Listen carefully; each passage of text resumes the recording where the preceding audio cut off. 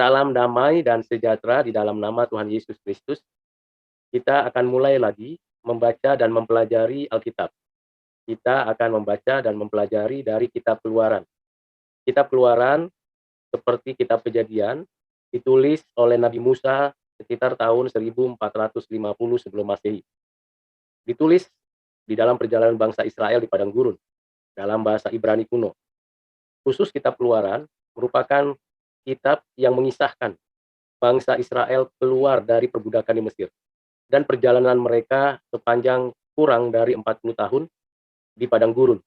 Ada banyak pergumulan, perjuangan, tapi secara khusus ada hukum Taurat yang dikaruniakan Tuhan sebagai tanda perjanjian yang dinyatakan Tuhan kepada bangsa Israel melalui Nabi Musa. Kita akan mulai membaca dan mempelajari firman Tuhan Kitab Keluaran ini dari pasal pertama. Sebelum kita membacanya dan mempelajarinya, saya mengajak Bapak Ibu Saudara untuk kita bersama-sama berdoa. Bapak, terima kasih kami sudah membaca dan mempelajari Kitab Kejadian. Kami melanjutkan membaca dan mempelajari Kitab Keluaran. Kiranya Tuhan menolong kami untuk mengerti firman-Mu. Seperti Tuhan sudah menolong kami untuk membaca dan mempelajari firman-Mu dari Kitab Kejadian. Kiranya Roh Kudus memberi pencerahan baik kepada hamba-Mu yang menyampaikan renungan maupun kami yang mendengarkan dan belajar bersama. Agar kiranya apa yang kami baca dan pelajari dapat bermanfaat bagi kehidupan kami saat ini dan yang akan datang. Terima kasih Bapa, dalam nama-Mu Tuhan Yesus kami berdoa bersyukur. Amin. Saya akan memberikan kepada kita ulasan dari tiap-tiap ayat yang kita akan baca pada bagian ini. Pada bagian ini kita akan membaca Keluaran pasal 1 ayat 1 sampai 22 yang terbagi atas 3 bagian besar. Bagian pertama mengenai kondisi dan situasi orang Israel yang awal mulanya ada di tanah Mesir. Keluaran pasal 1 ayat 1 sampai dengan 7. Kemudian bagian kedua ayat 8 sampai dengan ayat 14 memberikan kepada kita pengenalan, pengertian mengenai awal mula bangsa Israel di Mesir yang mengalami penindasan. Yang dinyatakan atau disampaikan kepada bangsa Israel oleh Firaun yang baru atau Raja Mesir yang baru. Kemudian ayat 15 sampai 22 memberikan kepada kita pengertian mengenai bagaimana bayi-bayi orang Israel itu di dalam perlindungan, pertolongan, dan bertambah banyak anak-anak dari orang-orang Israel. Mari kita mulai membacanya dan saya akan mengulas satu bagian demi satu bagian agar kita dapat mengerti manfaatnya dari pembacaan firman Tuhan ini. Demikianlah firman Tuhan. Keluaran pasal 1 ayat 1 sampai dengan ayat 7. Inilah nama para anak Israel yang datang ke Mesir bersama-sama dengan Yakub. Mereka datang dengan keluarganya masing-masing. Ruben, Simeon, Lewi, dan Yehuda. Isakar, Zebulon, dan Binyamin. Dan serta Naftali, Gad, dan Asher. Seluruh keturunan yang diperoleh Yakub berjumlah 70 jiwa. Tetapi Yusuf telah ada di Mesir. Kemudian matilah Yusuf serta semua saudara-saudaranya dan semua orang yang seangkatan dengan dia. Orang-orang Israel beranak cucu dan tak terbilang jumlahnya. Mereka bertambah banyak dan dengan dahsyat berlipat ganda sehingga negeri itu dipenuhi mereka. Dari sini kita mendapatkan penjelasan yang sangat akurat mengenai 70 orang Israel yang datang ke Mesir, ke daerah Goshen. Pada waktu mereka datang ke tanah Goshen, ada kesepakatan antara Firaun yang dikenal oleh Yusuf bahwa tanah Goshen tempat tinggal mereka. Yang mulanya mereka hanya tinggal beberapa waktu saja sambil menanti tidak lagi ada kelaparan di Kanaan. Tetapi ada kesepakatan bahwa di Mesir mereka boleh tempat tinggal, boleh berdiam di sana, bermukim di sana, beranak cucu dan bertambah banyak. Ternyata mereka memang tinggal di sana dan mereka bertambah banyak. Kecepatan penambahan penduduk di tanah Goshen dan sekitarnya. Mereka bukan hanya di tanah Goshen, tapi mereka juga berada di tanah-tanah Mesir yang lain. Mereka cepat sekali beradaptasi, tapi sekaligus cepat sekali bertambah banyak. Sehingga penulis, yaitu Nabi Musa, mengatakan bahwa mereka punya jumlahnya bertambah banyak dan dahsyat berlipat ganda, sehingga negeri itu dipenuhi mereka. Bisa jadi mereka lebih banyak daripada penduduk-penduduk di sekitarnya. Karena memang Tuhan memberkati mereka. Tuhan menyertai mereka walaupun di negeri asing. Walaupun mereka sebenarnya ingin kembali ke tanah perjanjian, tanah Kanaan. Tetapi bisa jadi mereka melupakan atau tidak mengingat apa yang dijanjikan Tuhan kepada mereka.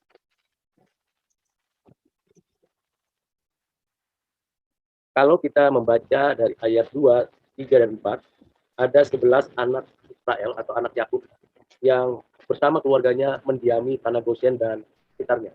Sementara Yusuf dengan anak-anaknya, mereka juga mendiami tanah Goshen dan sekitarnya. Mereka bukan hanya bertahan hidup, tapi mengembangkan diri, bahkan memiliki kekuatan, bukan hanya kemampuan di dalam mengelola penggembalaan di tanah Goshen, tapi juga kekuatan di dalam menata kehidupan mereka di daerah Mesir ini. Kita melanjutkannya pada ayat 8 sampai 14. Demikianlah firman Tuhan. Kemudian bangkitlah seorang raja baru memerintah tanah Mesir yang tidak mengenal Yusuf. Berkatalah raja itu kepada rakyatnya, bangsa Israel itu sangat banyak dan lebih besar jumlahnya daripada kita. Marilah kita bertindak dengan bijaksana terhadap mereka supaya mereka jangan bertambah banyak lagi, dan jika terjadi peperangan jangan bersekutu nanti dengan musuh kita dan memerangi kita, lalu pergi dari negeri ini. Sebab itu pengawas-pengawas rohani ditempatkan atas mereka untuk menindas mereka dengan kerja paksa. Mereka harus mendirikan bagi Firaun kota-kota perbekalan yakni Pitom dan Ramses. Tetapi makin ditindas makin bertambah banyak dan berkembang mereka, sehingga orang merasa takut kepada orang-orang Israel itu.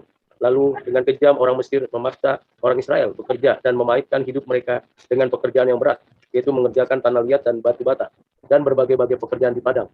Ya, segala pekerjaan yang dengan kejam dipaksakan orang Mesir kepada mereka itu. Dari ayat-ayat yang kita baru saja baca, kita dengarkan bahwa ada peralihan kekuasaan. Dinasti yang dulu mengenal Yusuf dan orang-orang Israel sekarang berganti dinasti. Dan yang memerintah ini Firaun yang berbeda, Raja Mesir yang berbeda. Yang tentunya khawatir akan bertambahnya penduduk Mesir karena bertambahnya jumlah orang Israel. Dan Firaun ini mengambil satu keputusan untuk melakukan suatu upaya menghentikan pertambahan penduduk orang Israel dan diberikan sebuah tenaga kerja atau pekerjaan yang sungguh sangat melelahkan mereka dan menindas mereka. Sehingga dengan cara begitu diharapkan bangsa Israel itu berkurang penduduknya, berjumlahnya juga mengalami pengurangan, mungkin karena sakit, mungkin juga karena kematian dan sebagainya. Apa yang terjadi adalah di luar dugaan dari Firaun ini. Kenapa? Karena ternyata sekalipun diberikan tugas pekerjaan sebagai pekerja rodi, pekerja paksa, mereka tersiksa, mereka teraniaya, mereka di dalam pekerjaannya dipaksa dengan keras.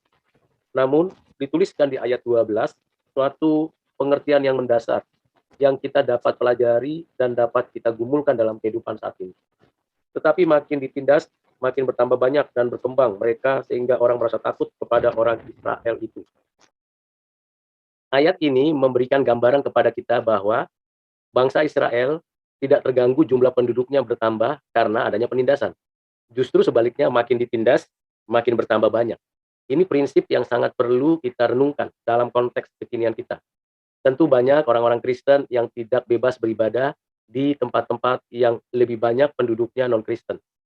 Tentu banyak orang-orang Kristen yang mau mendirikan rumah ibadah, tapi ditolak karena lebih banyak mereka dan mereka dianggap orang-orang yang memiliki otoritas. Kalau kita perhatikan pada teks ini, kita menemukan satu pengertian yang berbeda. Orang Mesir lebih sedikit jumlahnya. Tentu bukan hanya orang Israel saja yang ada di Mesir, dan bukan hanya orang Mesir saja yang ada di Mesir. Kita ingat dalam peristiwa pada tahun-tahun di mana Yusuf itu berkuasa, diberikan wewenang oleh Firaun, ia memberikan kecukupan bagi orang-orang yang ada di Mesir dan bangsa-bangsa lain. Tentu ada juga bangsa-bangsa lain yang tinggal di Mesir yang bukan orang Mesir, melanjutkan kehidupannya di Mesir. Dari sini kita bisa mengetahui bangsa Mesir itu, orang-orang Mesir itu sedikit jumlahnya, tetapi punya otoritas, punya kuasa, punya kekuatan untuk menaklukkan dan menguasai militer. Karena itu, Firaun memberikan perintah supaya melakukan suatu tindakan yang konkret agar pertumbuhan jumlah penduduk orang Israel itu berkurang atau setidaknya bertahan. Tetapi kenyataannya tidak. Kekuatan, kekuasaan, otoritas menindas dan dilakukan pekerjaan-pekerjaan yang sangat berat tidak memberikan dampak yang negatif terhadap pertambahan jumlah penduduk dari bangsa Israel yang ada di Mesir. Justru semakin bertambah banyak.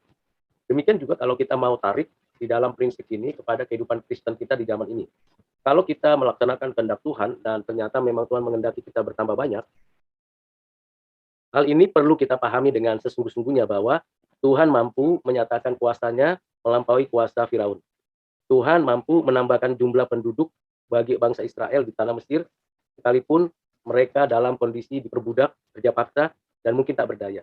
Tuhan mampu menambah-nambahkan itu karena Tuhan punya rencana di balik semua kesulitan itu. Agar bangsa Israel mengingat kembali apa yang Tuhan nyatakan kepada mereka. Kita bisa memperhatikan inilah awal dari perbudakan Mesir terhadap bangsa Israel. Tentu ini tidak mudah untuk dimengerti dalam konteks kekinian. Ada kalanya orang-orang Kristen, orang-orang percaya, orang-orang yang takut akan Tuhan diperbudak. Bukan diperbudak secara langsung dengan kerja paksa, kerja rodi, tetapi diperbudak dengan sistem ketenaga kerjaan, sistem kehidupan bekerja yang salah, yang tidak memenuhi kebutuhan dan kecukupan dari keseharian dari para pekerja.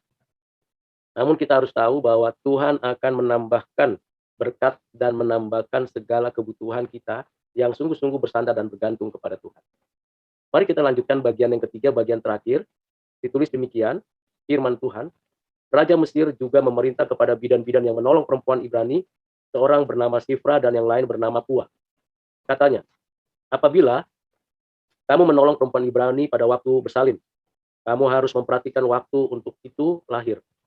Waktu anak itu lahir. Jika anak laki-laki, kamu harus membunuhnya. Tetapi jika anak perempuan, bolehlah dia hidup.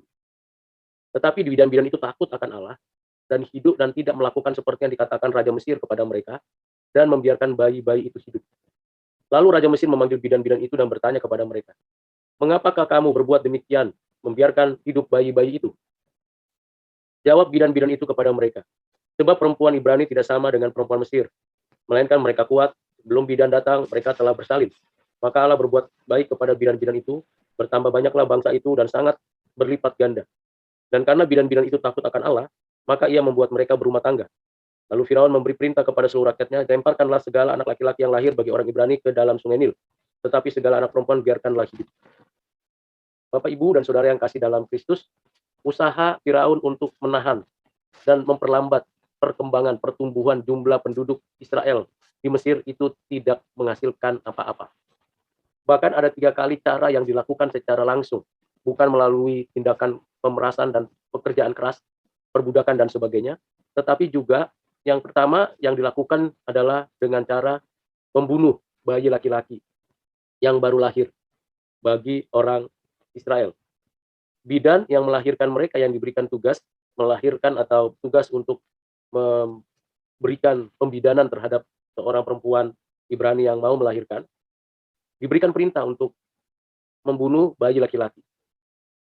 Bayi laki-laki itu sangat berharga, bernilai, meneruskan keturunan dan meneruskan garis keturunan dari Israel. Dan apa yang terjadi? Bayi laki-laki itu tidak mampu dibunuh atau tidak bisa dibunuh oleh bidan-bidan, yaitu Sifra dan juga Pua. Mengapa? Karena mereka memang takut akan Tuhan. Bidan-bidan ini diberkati oleh Tuhan karena tidak melakukan tindakan pembunuhan terhadap bayi-bayi laki-laki dari orang-orang Israel. Ketika mereka diadili, Sifra dan Pua, mereka mengatakan perempuan Ibrani itu kuat. Sebelum mereka datang, perempuan Ibrani itu sudah melahirkan bayi laki-laki. Hal ini membuat Firaun semakin marah, sehingga ia mengambil satu keputusan. Ini bukan lagi urusan bidan Sifra dan Pua, tetapi urusan orang Israel, urusan bangsa Mesir. Bagaimana tindakan selanjutnya dari Firaun ini? Orang-orang Mesir mesti memperhatikan, kalau ada orang-orang Ibrani yang melahirkan bayi laki-laki itu harus dibunuh, dibuang ke sungai Nil. Sehingga mereka betul-betul menggerakkan seluruh orang Mesir untuk membunuh bayi laki-laki dari orang-orang Israel. Apa yang terjadi? Di sini kekuasaan, posisi jabatan, otoritas menghalalkan segala cara. Mulai cara yang teknis sampai memerintahkan rakyat melakukan suatu tindakan kebencian terhadap orang-orang Israel. Kalau kita memperhatikan konteksnya dalam kehidupan kekristenan kita, mungkin secara teknis kita tidak bisa dianiaya. Secara legal kita tidak bisa dilakukan penganiayaan terhadap kita orang Kristen. Tetapi bisa jadi secara sistem masyarakat, konstruksi sosial budaya, orang-orang Kristen akan mengalami kesulitan, mengalami kesusahan di dalam menjalani kehidupan yang benar, yang adil, yang suci. Lalu bagaimana kita bersikap? Kita haruslah tetap taat kepada Tuhan. Kita tetap mengasihi sesama kita. Kita tidak ada kebencian atau rasa dendam. Ini yang harus kita pelajari dalam konteks pada zaman bangsa Israel ada di Mesir. Dengan kata lain, kita sebagai orang-orang Kristen yang lebih sedikit jumlahnya dibandingkan orang-orang non-Kristen, kita perlu menyadari posisi kita, tetapi sekaligus kita tidak perlu takut menghadapi kekuasaan siapapun, kekuatan apapun, dan strategi bagaimanapun untuk membuat kita tidak berjuang memberitakan Injil kabar baik kepada banyak orang. Dan kita tahu bahwa Tuhanlah yang akan menambah-nambahkan jumlah orang-orang percaya. Sama seperti bangsa Israel di Mesir. Tuhanlah yang menambah-nambahkan jumlah mereka. Bukan hanya menambah satu, tapi berlipat-lipat kali dan dahsyat sekali. Ini cara Tuhan yang ajaib. Makin ditindas, makin bertambah banyak. Pada waktu kita ditindas, kita berserulah kepada Tuhan. Pada waktu kita mengalami kesulitan, kita berserulah kepada Tuhan. Tetapi saat yang sama juga kita bekerjalah, berkaryalah, mengerjakan apa yang terbaik, apa yang sungguh-sungguh memuliakan Tuhan. Sehingga kekuatan, otoritas, kuasa dari siapapun tidak bisa menggeser posisi kita yang dikasihi Tuhan Allah.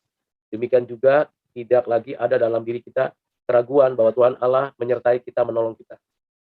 Kiranya dengan pembacaan firman Tuhan ini, Bapak Ibu Saudara yang kekasih di dalam Kristus semakin mengenal siapa Allah yang kita sembah. Sama seperti Musa mengenal Allah yang disembahnya. Sama seperti orang-orang Israel yang mengenal Allah yang disembahnya. Sama seperti bidan-bidan yang mengasihi dan yang menyembah dan mengenal Allah yang disembahnya. Dan kita bersyukur karena kita mengenal Allah melalui anaknya Tuhan Yesus Kristus. Kita terus melakukan yang benar, yang baik kepada siapapun menurut kehendak Tuhan. Dan kita tulus hati mengerjakannya itu bagi kemuliaan Tuhan. Mari kita berdoa. Terima kasih untuk firman yang kami sudah baca, kami sudah dengar, kami sudah ulas, sesederhana yang boleh kami mengetahuinya. Kiranya firman-Mu menolong kami untuk mengerti, dan kami mau menjadi pelaku firman-Mu.